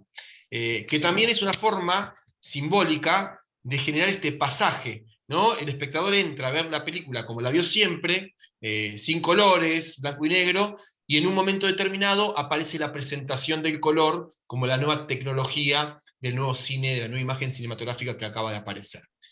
Es fabuloso, ¿no? Porque tiene como un sentido, una connotación a 3 niveles: metacinematográfico, expresivo y tecnológico. Sí, y recordemos a nivel producción de estudios todo lo que significa El Mago de Oz, ¿no? El Mago de Oz es la película comandada por el productor, ¿no? La firma Victor Fleming, pero dice que la filmaron 7 tipos distintos. Aparecen los créditos Victor Fleming. Aparece la idea del Star System, ¿no? Meyer controlando a Judy Garland, ¿no? Diciéndole también que si iba a ser una estrella, iba a ser la estrella de esta película, que tenía que controlar con qué novio iba a tener, con qué novio iba a salir, qué silueta tenía que construir, o sea, controlando a la estrella a un nivel obsesivo. Aparece la historia del hombre de hojalata, que era un actor que antes lo habían pintado y tuvo una descompensación porque lo pintaron y no podía respirar, terminó internado y tuvieron que suplantarlo por otro actor. O sea, el nivel de la producción que se lleva puesto absolutamente todo. Directores, actores, estrella, el productor controlándolo todo, esto es lo que viene a instalar a nivel producción el Mago de Oz y por eso es tan importante. Y después está la cuestión a nivel relato, ¿no? Que establece una mitología en el cine norteamericano. Pensemos la cantidad de películas, inclusive hoy, que recuperan el relato de El Mago de Oz. La idea del viaje como también la moraleja, ¿no? Pensemos que ella, no sé si recuerdan la historia, cuando llega al Mago de Oz, el Mago de Oz no la puede hacer volver a su lugar, dice, para volver a tu casa solo tenés que querer volver. Entonces choca sus zapatitos, ¿sí? sus zapatitos rojos y dice, no hay hogar como el hogar, no hay hogar como el hogar, ¿no? Está repitiendo el mensaje moraleja que la película se había pensado para las niñas que se identificaban con Dorothy. No hay lugar como el hogar. Recordemos, ya va al mundo de Oz porque desatiende el consejo de sus tíos, que eran sus tutores, quienes la cuidaban, ¿no? Entonces, la idea de la moraleja a partir del relato, a partir del camino amarillo. Aparece también la idea de la bruja buena y la bruja mala, ¿no? O sea, todo este relato que siempre, por ejemplo, Disney siempre se basó, que después los modificó, pero en cuentos que venían de otros lados, acá el Mago de Oz instala una mitología, un cuento de hadas, pensado a nivel cinematográfico, a nivel mitológico, que siempre se va a retomar en el cine norteamericano. En todos los puntos y en todos los aspectos, hasta David Lynch ha retomado El Mago de Oz en Corazón Salvaje, ¿no? Así que para que se hagan una idea de la importancia de esta película. Pasamos al policial negro, el Con Maltés, con John Huston como director, por la importancia que tiene el policial negro para la historia del cine, para la historia del cine norteamericano. Es el primer género que se permite ambigüedad moral, que se permite personajes que están entre el bien y el mal, que no son ni extremadamente buenos, como los héroes románticos, ni extremadamente malos, como la bruja mala del Mago de Oz. Acá se permite otro tipo de relato. Aparece la figura del detective, como es el personaje de Humphrey Bogart, aquel que va a negociar con el mafioso y negociar con el policía, con la ley y con el fuera de la ley, para sacar su propia tajada. Aparece el egoísmo, aparece la social como un tema, y aparece la utilización expresiva de la iluminación para marcar todos estos contrastes. Hay algo que me parece muy interesante y tiene que ver con la capacidad de creatividad de los artistas cuando aparece la censura. Parte de la idea de que aparezca el policial negro, la idea de este personaje ambiguo, de este detective muchas veces privado, que no es ni bueno ni malo, que tiene amistades con los policías, pero también con los ladrones, tuvo que ver con la censura del código Hays, ¿no? Que se aplica a partir de la década del 30. Esa censura impedía que un villano, un malhechor, un delincuente sea protagonista de una película. Y menos que le vaya bien. Recordemos, el cine de gángsters era muy popular entre la década del 20 y el 30. Y ese cine entra en decadencia justamente por la censura que no permitía cierta representación de esos violentos como protagonistas, ¿no? Y es ahí cuando ingresa la sutileza moral que está expresando Emiliano del policial negro, que viene un poco a hacerse cargo de ese vacío, de ese público, ¿no? Que veía el cine de gángsters, ¿no? Y que ahora con la censura, ese cine que entra en decadencia, aparece el policial negro como una forma de sustitución que se vuelve de una complejidad y de una sutileza moral, ¿no? En la representación de sus personajes, que es extraordinaria, y que tiene que ver con esto, cómo la creatividad va buscando la forma de seguir, ¿no? Produciendo, de seguir desarrollándose a pesar de las implicaciones de la censura. Entonces aparece una gran crítica social y a un cine expresivo, completamente expresivo desde lo artístico y desde lo concertado. Y en concertado me refiero a las limitaciones que tenía la producción de Hollywood por todo esto que hablábamos antes con El Mago de Oz, ¿no? En un cine completamente pensado, milimetrado, esquemático, aparece este género a renovar y darle cierto aire fresco a las posibilidades artísticas de los directores y de los mensajes que se podían dar a la sociedad. Además, era un género que generaba, más allá de que tenía una cierta, que podríamos considerarlo como un género de corte realista, en realidad escondía una mirada expresionista y una mirada de universo de pesadilla, taciturno, ¿no? Una cosa que pasaba siempre de noche, con iluminaciones muy marcadas de claroscuros, que muchas veces demostraban en la propia iluminación la interioridad monstruosa o perversa o oscura de los propios personajes. Construía un universo de pesadillas que a nivel atmosférico, por ejemplo, puede recordar muchísimo a muchas cosas que vemos hoy de David Lynch, ¿no? Ese nivel de atmósfera pesadillesca, nocturna, personajes noctámbulos, ¿no? Que andan siempre deambulando por calles de asfaltos mojados, brillantes, que reflejan la luz de las estrellas, ¿no? Donde los faroles marcan el claroscuro del cuerpo, generando un espacio de oscuridad y un espacio de luz en los rostros y en la silueta de los personajes. Realmente desde el punto de vista artístico y del desarrollo visual, vamos a decir que el policial negro es deudor de muchísimas técnicas visuales que después se van a distribuir y a difundir en diferentes ámbitos del cine. Sí, y pusimos El Halcón Maltés por Bogart, ¿no? Que es como el actor emblemático de este tipo de relatos, pero pensemos que tanto Fritz Lang, el director de Metrópolis, como Billy Wilder, son dos cineastas que son inmigrantes que llegaron a Estados Unidos y a Hollywood huyendo del nazismo, y son los que más han filmado policiales negros, ¿no? Y no por nada, ellos conocen muy bien ese lado oscuro de la sociedad que vienen a representar, y por eso han encontrado en este tipo de género la manera de mejor retratar aquellas oscuridades del ser humano.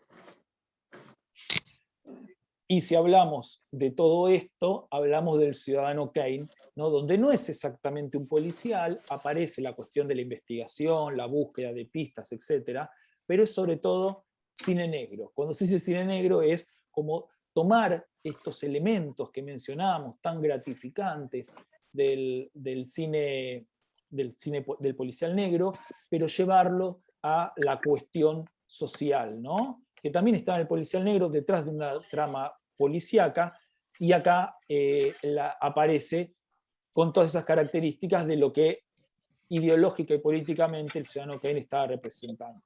Es posible. Pero parece... Sí. Sí. Termina la idea, si no. No, dale. Dale. No, iba a decir que es posible que El Ciudadano Kane no solamente sea una película importante o necesaria para pensar una historia del cine americano, sino que quizás yo considero que debe ser una de las películas más influyentes de la historia del cine, ¿no? Especialmente del siglo XX, porque de alguna forma tiene la matriz de un montón de cosas, da el puntapié y la influencia a un montón de cines que vamos a ver desde la década de los 50 hasta la actualidad, ¿no? Es una película inclusive que tiene ciertos elementos en su forma de narrar, como va transformándose genéricamente, ¿no? Empieza con un momento donde se narra al estilo del periodismo, otro momento que es una especie de película gótica, ¿no? Expresionista gótica, en otros momentos es una especie de drama histórico, en otro momento se transforma en melodrama, y así se va transformando como en diferentes géneros, va narrando con diferentes estéticas cinematográficas una historia, ¿no? Que habla de un personaje que jamás podemos conocer en profundidad, ¿no? Que siempre se termina siendo hermético, se termina siendo imposible de saber exactamente quién era ese hombre que queremos describir. Y todo esto, más allá de convertir una película rupturista en convertir una película que estaría anticipando la modernidad en el cine, también está anticipando la posmodernidad. ¿no? Algo de lo que no se podía hablar porque no existía como término. Está anticipando esta cuestión de el género, la hibridación genérica que se trabaja en el cine posmoderno. Sí, es una película completamente de vanguardia para la época. Pensemos en ese control que decíamos que Hollywood ejercía sobre sus producciones, a una película donde dan libertad absoluta a su director y productor, que es Orson Welles, ¿no? Libertad absoluta para que haga lo que quiera, por supuesto nunca más se la dieron, pero a partir de acá es una especie de antecedente de lo que van a ser las vanguardias cinematográficas de la década del 60 en Europa, ¿no? Por eso es tan importante para la historia del cine hollywoodense, porque está dentro de la matriz de Hollywood, con ese modelo de producción, es una película completamente diferente y única, porque no se volvió a dar un caso similar, que funciona justamente para deconstruir todos esos mensajes moralizantes que el cine de Hollywood convencional hacía, ¿no? Entonces la película funciona desarticulando los mecanismos de esa gramática cinematográfica que había instalado Griffith, justamente para decir lo contrario, para hacer una crítica sobre el poder, para hacer una crítica sobre el cómo contar, para hacer una crítica sobre el personaje y el mundo al cual se movía el protagonista. Excelente. Pasamos a Casablanca. Bueno, Casablanca hemos hablado cuando hicimos la clase de Curtis, pero vamos a decir 2 o 3 cosas simplemente. Primero, la cuestión de también Hollywood. Acá otra vez tenemos esa matriz dominante de Hollywood. Lo vimos en la película Curtis, cómo aparece ese mensaje patriota casi forzado que la película debe tener por ser una película hecha durante la Segunda Guerra Mundial. Aparece la segunda línea narrativa, que es la historia de amor, la historia del deseo, y aparece el mensaje, ¿no? Cómo el protagonista sacrifica su deseo personal en pos del deseo social, que es que Estados Unidos, o en este caso los aliados, puedan hacerle frente a los nazis. Lo bélico se mezcla con lo policial, se mezcla con lo romántico, se mezcla con el cine de espías, aparece todo ahí, aparece la canción de la película que excede a la película, ¿no? Que se convierte casi en un ícono de la cultura popular, bueno, el emblema. Por eso la película es tan importante, sobre todo para los norteamericanos, porque tiene todas estas cualidades del cómo contar y de cómo hacer un mensaje a través de una historia entretenida y que pueda gustar a varios públicos al mismo tiempo. Claro, acá pasa algo que a mí me recuerda mucho no sé, a lo que va a hacer después Steven Spielberg, cuando hace una película, cuando hace películas en los 80 que agradan a todos los públicos, ¿no? Porque si vos la pensás en abstracto, yo te la escribo, bueno, una película sobre de clima bélico, con espías, pero que es una especie de comedia, drama romántico, melodrama romántico, con elementos de policial, digo, parece una especie de cóctel imposible, ¿no? Una mezcla de cosas que no coinciden una con la otra y que generan intereses para públicos muy distintos, como que no se define hacia dónde va, y aún así es una película que funciona excelentemente bien con el público, una película que tiene una fluidez con el público, y que cada una de esas aristas diferentes que van a formar, el clima histórico, la acción, la aventura, el romance, todo eso va construyendo elementos que van a ir cautivando a públicos diversos, ¿no? Steven Spielberg va a ser el maestro en el futuro de esta cuestión, ¿no? De poder construir películas donde tenés línea argumental para los hijos, para los jóvenes y para los adultos, ¿no? Y generando intereses en todos los personajes y en todos los grupos familiares. Descartemos lo de los niños, pero quiero decir, en esta película pasa algo de eso, ¿no? De que una fórmula que parece imposible, que parecería no va a funcionar nunca, termina siendo una película de una trascendencia, una popularidad y una masividad inesperada. Pues también tengamos en cuenta que Casablanca es una película bastante económica, ¿no? Desde el punto de vista, es una película barata, que se convierte después en una película de mucha popularidad inesperada. Absolutamente.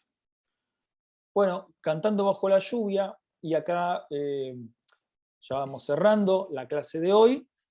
Ponemos Cantando bajo la lluvia, primero pues una película genial, esto creo que coincidimos con Federico, y de alguna manera viene a sintetizar, ¿no? La película transcurre en 1930 y ese pasaje del cine mudo al sonoro, y viene a sintetizar todo esto que venimos hablando hoy.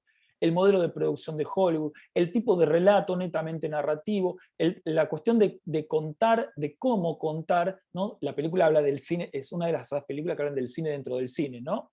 Se ve la producción cinematográfica dentro de ella, y las cuestiones con las cuales tiene que lidiar siempre los directores y los actores, ¿no? Y los productores, esta especie de equipo que se arma, que a veces funciona muy bien y a veces funciona muy mal, ¿no? Pero tiene que ver con las películas que llegan a buen término o a buen puerto son aquellas que se logra una especie de trabajo cordial en equipo entre ambas partes, ¿no? Entre el actor estrella, el director de la película y el productor barra dueño del estudio.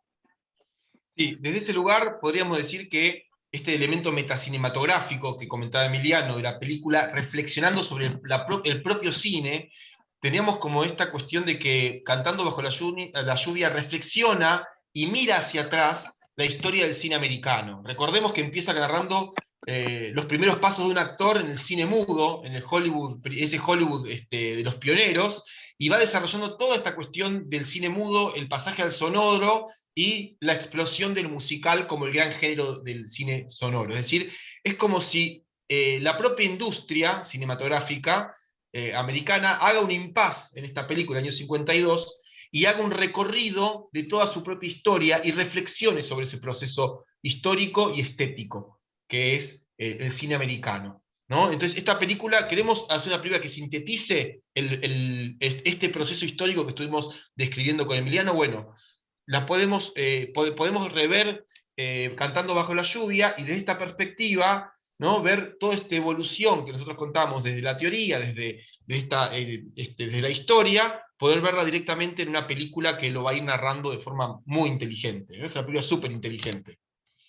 ¿Sí? Y además aparece esta cuestión de la evolución y la manera de adaptarse y sobrevivir a los cambios, ¿no? En esta historia de el paso del mudo al sonoro, que parece una catástrofe en un primer momento, muestra cómo Hollywood sobrevive, se adapta, sobrevive y sigue perdurando a lo largo del tiempo. Que es un poco lo que sucede hoy en día, ¿no? Hoy en día pensando por ahí en las plataformas como cambio de paradigma. Pero acá aparece de manera muy clara, ¿no? Cómo el musical como género viene a captar el lenguaje del cine mudo, viene a buscar con el doblaje suplir los problemas de dicción de los actores del cine mudo. Empieza a contar de manera muy divertida, muy dinámica, toda esta supervivencia, ¿no? A la vez, la película tiene una escena que tiene que ver con Broadway, ¿no? El género madre del cual surge el musical como tal, ¿no?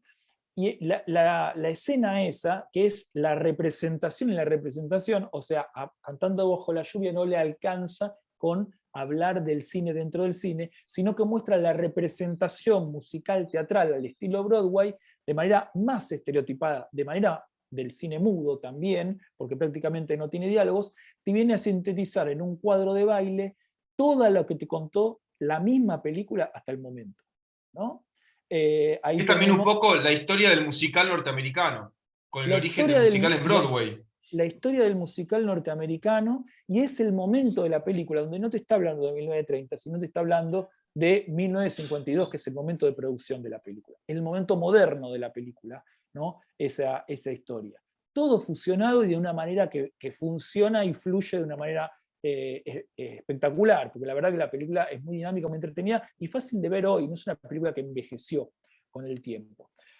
El otro punto interesante, que estamos en pleno macartismo, y que hay una escena, que es la famosa escena del Cantando bajo la lluvia, con su canción principal, que le da título al film, que es donde de alguna manera la película busca hablar del macartismo, ¿no? De esa prohibición por expresar realmente lo que el director o el guionista o alguien de la película quisiera expresar, ¿no? Lo que está muy contenido y limitado. Entonces, Fede, si lo querés explicar ahí mejor. No, que básicamente lo que pasa ahí es un guiño al espectador, un guiño a la censura, sutil quizás, pero cuando uno lo ve, funciona muy bien, ¿no? Este hombre, un hombre solo, de noche, ¿no? Un hombre que debería estar en su casa, deja de usar el paraguas y de caminar rápido a su casa o usar su auto, y empieza a chapotear y a bailar en la calle. Una persona que de noche no está en su casa y que no usa el paraguas es una persona sospechosa, ¿no? Para una sociedad que está... Hay un cuento de Ray Bradbury de la misma época que habla de lo mismo. Un hombre iba por la calle y caminar por la calle de noche era sospechoso solamente. Y justamente es abordado por un policía, y este hombre, cuando se ve abordado y censurado, ¿no?, en lo que está haciendo en la calle, lo mira el policía y con cierta provocación canta: estoy cantando y bailando bajo la lluvia. Lo mira y se va, y le regala el paraguas a otro, ¿no? ¿Qué está diciendo la película? A pesar de la censura a los artistas, nosotros seguimos cantando y bailando, ¿no? Bajo esta tormenta, bajo esta censura. Que ya pasará. Es también muy interesante ver que los Estados Unidos tuvieron dictaduras, pero tuvieron momentos de represión muy fuertes, ¿no?, en la sociedad. Fue una sociedad muy reprimida, muy fuerte y purgada, inclusive, si lo pensamos por la era macartista, ¿no? Y eso la censura de los artistas, de Hollywood en este caso, lo sufrió muchísimo. Una película que me entró acá sería, ¿cómo se llama el western? El western de A la hora señalada. También hay una metáfora sobre cómo los artistas miraban para otro lado cuando se marcaba una persona por su ideología y se quedaba sin trabajo y nadie lo ayudaba, nadie le daba bolas. Bien, y para finalizar no podemos dejar de hablar de Alfred Hitchcock, director que nos encanta, y que en La ventana indiscreta, 1954, viene a reflexionar ya no solo sobre la historia del cine, ya no solo sobre la evolución del lenguaje cinematográfico, sino que viene a hablar del mismo dispositivo cinematográfico, ¿no? Es la historia de un hombre que mira por la ventana, imagina las historias que ve entre sus vecinos. Entre ellos, lógicamente, un asesinato, ahí se dispara la trama, y este personaje, al modo el espectador imposibilitado de accionar, ¿no? Ahí está la impotencia del espectador, que no puede entrar en la pantalla para ayudar a su personaje favorito, tiene que, mediante el objetivo de la cámara, acá como lo vemos, tratar de desentramar el asesinato que cree haber visto en el edificio de enfrente. Se escucha una música de He-Man en el medio que no tiene que ver con Hitchcock. Bueno, la cuestión de la psicología del espectador, esta idea del mirar sin ser mirado, la idea del voyeur, ¿no? Algo que se habló hasta el infinito con todo esto, pero que está muy claro en Hitchcock.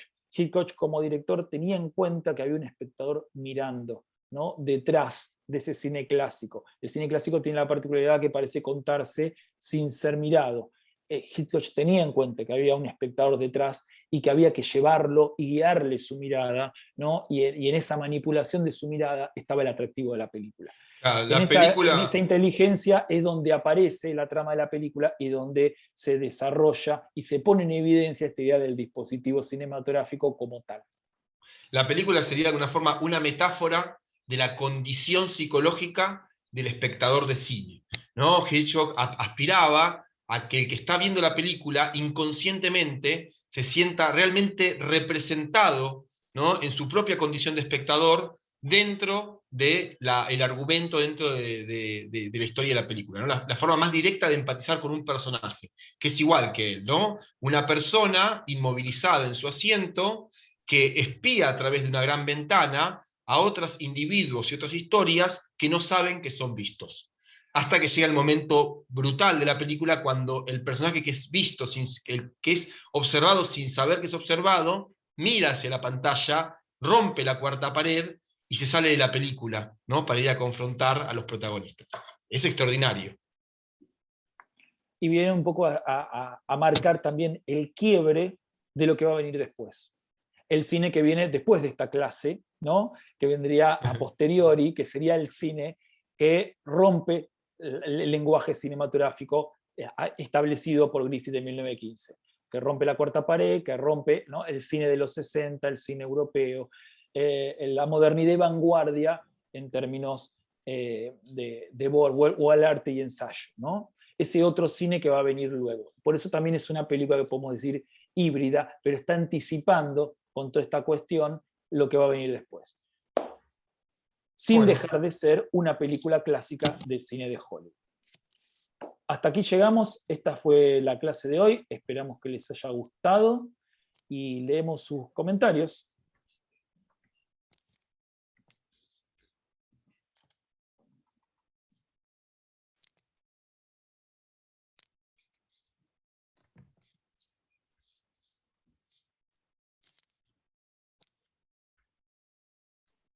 Son elogios, no hay preguntas.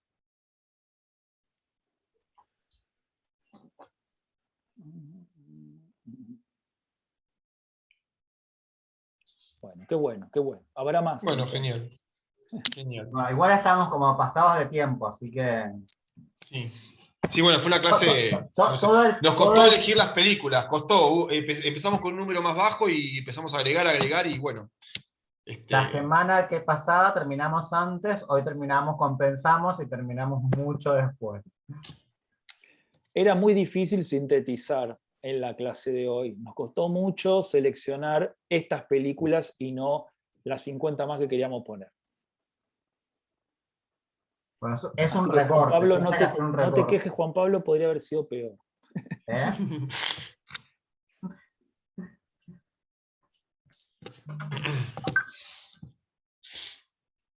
Es la historia de nuestras vidas mirando este cine. Muy bien, me encantó Buenísimo, buenísimo. esa reflexión. Bueno, si no hay preguntas específicas, los despido porque son cerca de 8:20. Así que, nada, nos vemos la semana que viene. Recuerden que vamos a hacer la clase especial de Lucrecia Martel. Nada, si vieron sus películas, no hace falta que vean nada. Yo igual les mandé Terminal Norte, que es el mediometraje. Así que, bueno, nada, los saludo. Una cosa, en Movie pusieron Sama.